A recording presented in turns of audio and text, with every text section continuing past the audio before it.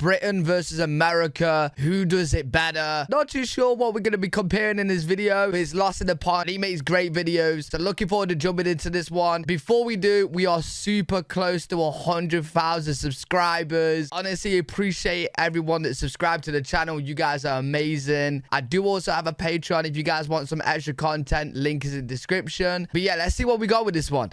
I'm Lawrence Brown, and I'm on a quest to uncover all of the memos that Britain and America lost in the pond. And one of those memos pertains to things and stuff. Okay. Specifically, things and stuff that one country does better than the other. And as somebody who's lived extensively in both countries, I am perhaps more primed than most people to give my verdict on it. Basically, this is going to be a straightforward video for which my team has concocted a list of categories, or as they say here in the United States, categories. And controversially, my job is to tell you which country does that thing best. Okay.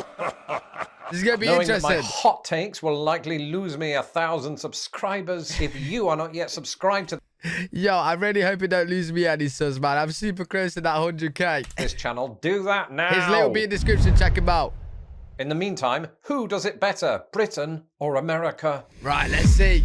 Most welcoming. First category, welcoming visitors. I don't know if there's any country on earth that has absolutely perfected this, but as someone who's been a visitor to both countries, I suppose this is quite hard to decide. It's also made harder by the fact that airports are not particularly welcoming places. So I think this has to be judged once you've got in the taxi. And for the most part, Americans... Yo, isn't that strange? How, like, where you go to, like, airports and stuff, their job is, like, welcoming new people to the country, right?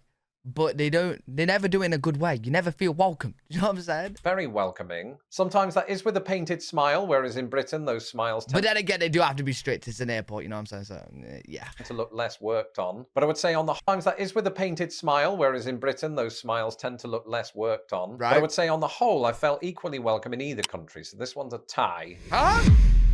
I thought America was quite what? Okay, fair enough. Tie. Signet. What does signet mean?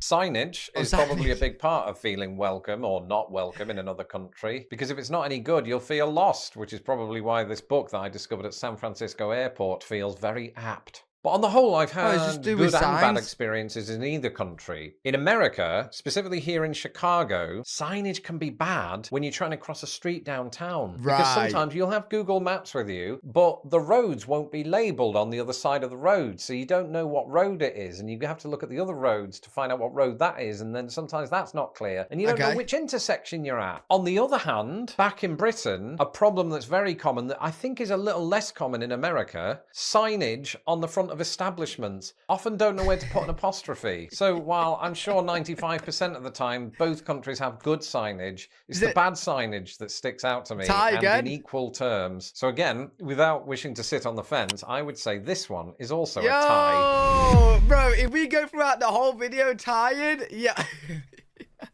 Public transport. Now, I'm pretty sure I've seen quite a few videos where it says that UK has decent public transport and America is kind of like, you guys don't really have it much unless it's like really popular areas. Public transport. I think anybody who's ever watched my channel before might have an inclination as to which way this is going to go. I think Britain, while not even being the best in Europe for public transport, is still pound for pound more reliable than its American equivalent. Now, don't get me wrong. When I was in San Francisco last week, I absolutely love their trams. In Chicago, I love the L train when Chainsaw Jim isn't on board. But here's what America's lacking. A more comprehensive nationwide train network. Buses in some cities that show up on a... Wait, is that actually the train network? A more Yo, what? Wait, so, you know, do you guys mainly drive or do you mainly fly? Because the trains is like... Yeah, okay, interesting. Yeah, the UK train network is... You won't be able to see the country. It'll be everywhere. Comprehensive nationwide train network. Buses in some cities that show up on a regular basis. And good long-distance buses, because Greyhound... Whereas Britain has a more reliable and robust transport infrastructure. So I will go with Britain. Hey, we're winning! Walkability, which is quite hard to generalise, especially given the size of the United States. But despite the fact that Britain's public transport is superior, It is also more walkable because obviously in America there's a big reliance on cars. What do you so mean? A lot of American cities, Chicago being a fine example, built massive suburbs that expanded way beyond the actual city. Right. Is he on about where like, okay, so you can walk around the UK and get to your places like the close by and stuff, whereas like America's so big, you can't really necessarily like walk to what you want to get. Okay, right. Sometimes this is so far out that walking is just not a viable option. In Britain, everything's squished together more and often within walking distance. So it's not unusual for somebody to walk to the post office or the chip shop or the pub. Whereas in America, walking is much further down the list when it comes to everyday mobility. Right. So going into a 4-2 lead, Britain wins the walkability category for my money. Beaches. Just give him the point. yo, just give him extra points, bro. If it's a time to give extra points, now is the time. This is going to be a hard one because I have some very fond memories of British beaches. Those in the southwest are particularly stunning during the summer months. On the other hand, the beach in Brighton is made of pebbles. I also grew up near a beach, even though it was often... Wait, he's joking, right? He's joking. The only nice beaches we have is like what he just said, the southwest. But like, it's 102, and it's struggling to compare against America. Laden with used Durex products. Whereas in America, you know what? The beaches that I've seen tend to be quite clean. And because it's got an absolutely gigantic coastline, I think there's just a greater diversity of beaches. Right. Many of which I've not visited. But I have been to a beach on the West Coast, the Great Lakes, Florida, and up in Maine. And I've always found them to be nice and well kept, and sometimes the bearer of a beautiful sunset. So on this score, I'm going to have to give the edge to America. Oh, of course, 100%. Countryside. Who has the best countryside? Okay. This is a tough one to pick. I think America has a greater diversity of how countryside might look, depending on where you are in the country. And sometimes, like when I went out to West Virginia, the countryside is absolutely beautiful and rolling. On the other hand, while driving through the entire state of Indiana, sometimes...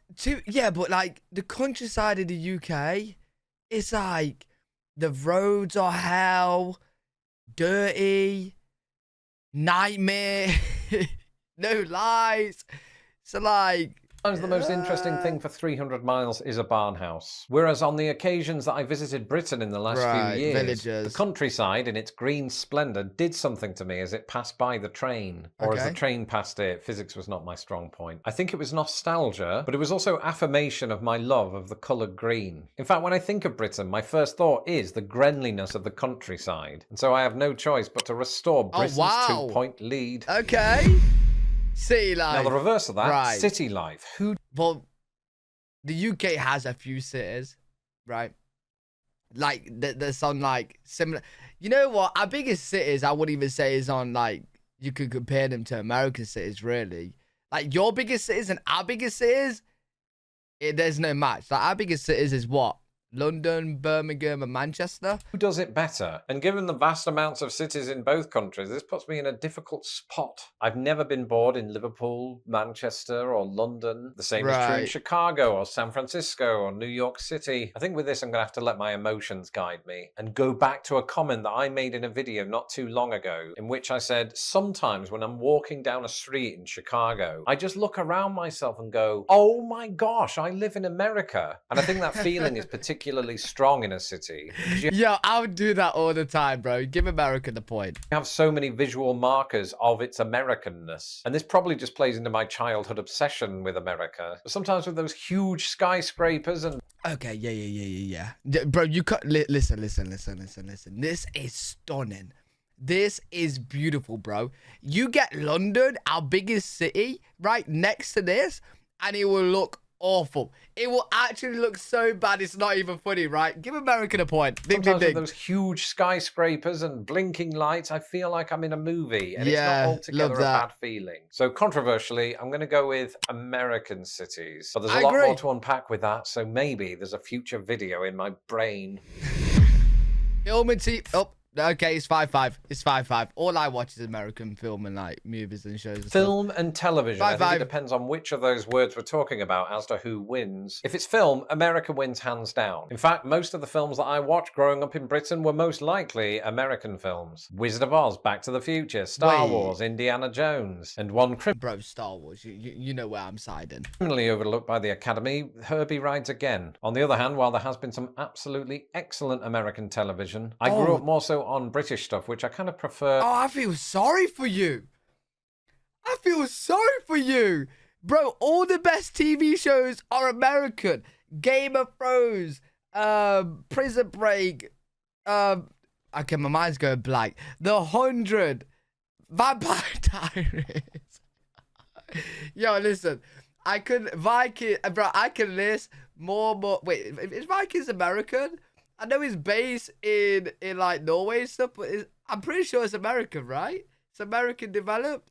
Bro, listen, the list goes on and on and on. There's so many, it's not even funny. My mind's going blank on naming them, but I can sit and just name those. But yeah, UK, we got Doctor Who. I'm trying to think like a TV show in the UK that I can compare to America for like being like just as good. I'd probably honestly say Doctor Who. What else? Don't really know, really. That's it, Doctor Who. For a number of reasons. Number one, our TV shows tend not to be as loud. And if it's BBC stuff, you don't have any ads, never mind an ad every 5 minutes. And I like the fact that on British television, a lot of the characters look like real people, as opposed to looking like they came straight from a modelling shoot. So for me, Britain gets the edge on television, meaning that film and television is a tie. And I've teamed up with Brit. Yo, no, bro. Listen, I need to apply to deduct the point. That's not allowed. That is not allowed. Yo, UK TV compared to American? No, that's crazy, bro. That's actually crazy. Link is also in my description below. Parks. Parks. How do you decide which country has the best parks? Because mostly I hate parks, whether that's municipal parks, theme parks, or national parks. Okay. It's like, ooh, I have to share this space with other humans and children. Which is why I like big parks, because all of the crowds are more spread out. St James's Park in London is one such place. Although I do have a vague memory of being attacked there by ducks. On the other hand, America has bigger parks and a smaller population density than the... And you have a very, very certain big park that will just take the point for you, Central Park. UK. So for example, when I visited the Benjamin Harrison State Park in Indiana, it almost felt like I was walking through the apocalypse, but with nice trees. And as much as British people love the Lake District, or the Peak District, or the Cairngorms, they can't hold a candle to America's national parks. What? This is the country... Oh, wait. Yeah. Wait. When we're talking about parks, I'm just thinking like a piece of grass, maybe some like swings and stuff. If we compare like national parks as well, America, bro. That came up with the idea in the first place. And when Alaska has 2 national parks that are larger not just than Snowdonia National Park in Wales, but also Wales, you know that the number of people per square mile will be smaller. So for my money, America's parks come with slightly more perks. 6-6. Architecture, now that's right up my street, literally. I'm a big fan of buildings and design. Right. Britain has centuries worth of architecture and takes the preservation of it very seriously. America, on the other hand, doesn't so much. It is very telling that when you watch a controlled demolition video on YouTube, the location is more often than not the United States. And I am a big sucker for brutalism and tall buildings. And Chicago has plenty of that. In fact, it has a plethora of architectural styles, including not just brutalism, but Art Deco and new shit.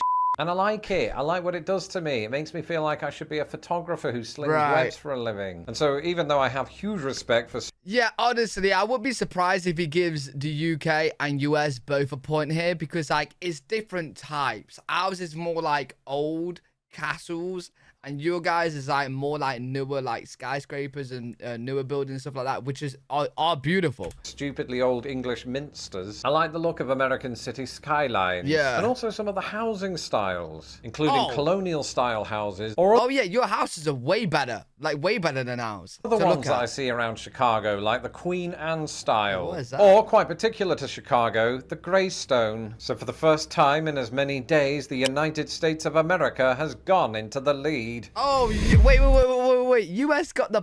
I thought he was going to give us both a point there. Okay, so US wins?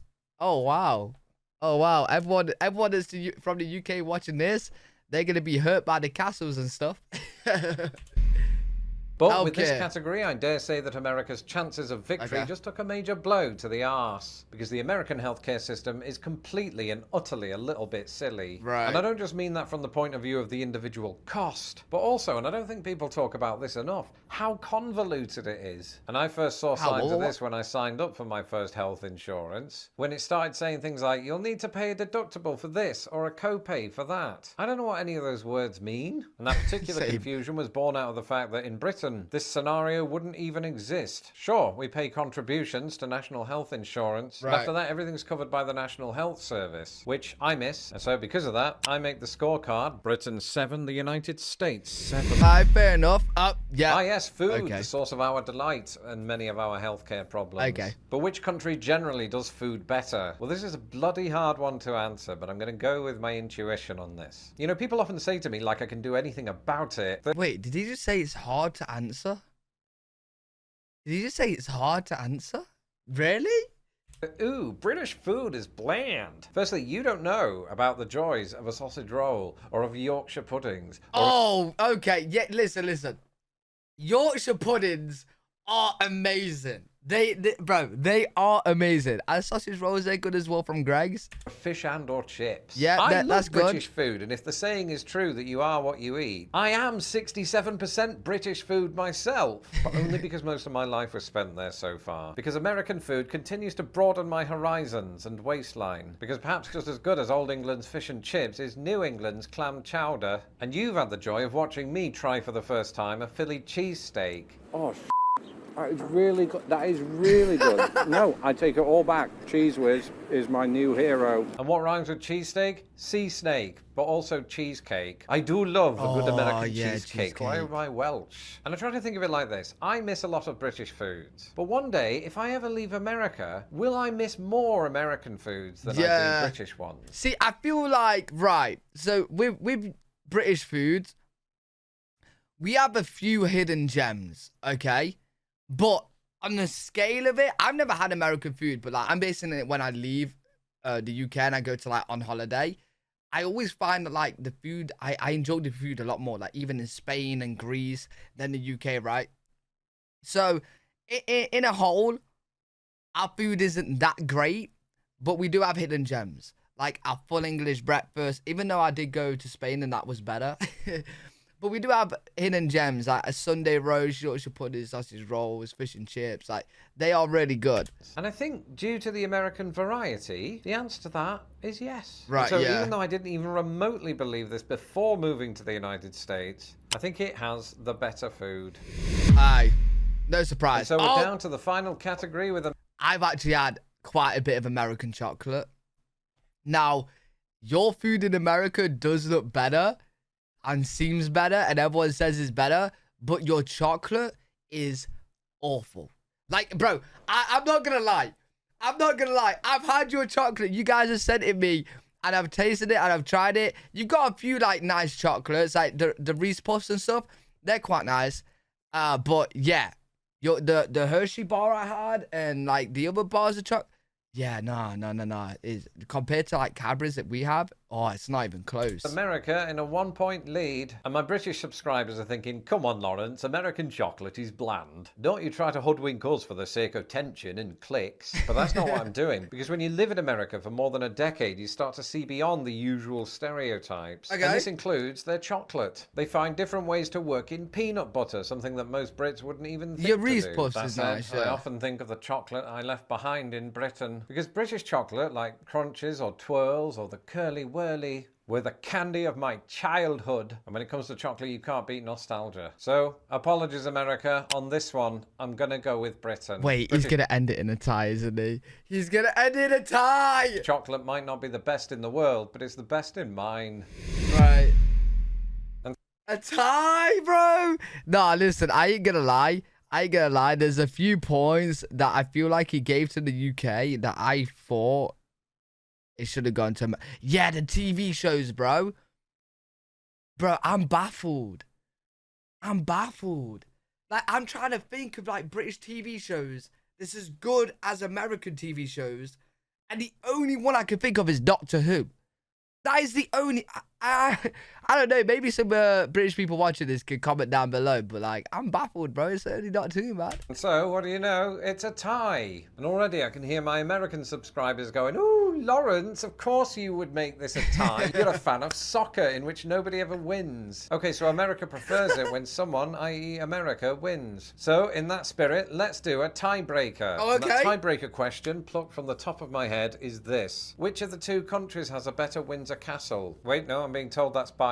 So, in the interest of an alternative, which country has won more World Series than any other? Right, I'm not very good at this. In that case, it's a tie. So, well done to both countries for equally outdoing the other. Okay, there we go. A tie. I think from my comments and stuff, I would have America down for winning with what he said as well. But hey, I've never been to America, so like, who knows? Maybe it's a tie. I don't know, bro. Pretty good video. Let me know what you guys think in the comment section. If you guys did enjoy, make sure to leave a thumbs up, subscribe for more content. I'm live every single day on twitch.tv/L3WG. If you guys do want extra content or early access content, I am posting them on my Patreon. You can also direct message me over there if you want to have a conversation about anything. I reply to everyone over there. Link is in the description. But yeah, hopefully you guys did enjoy. I'll see you all in the next one. Peace.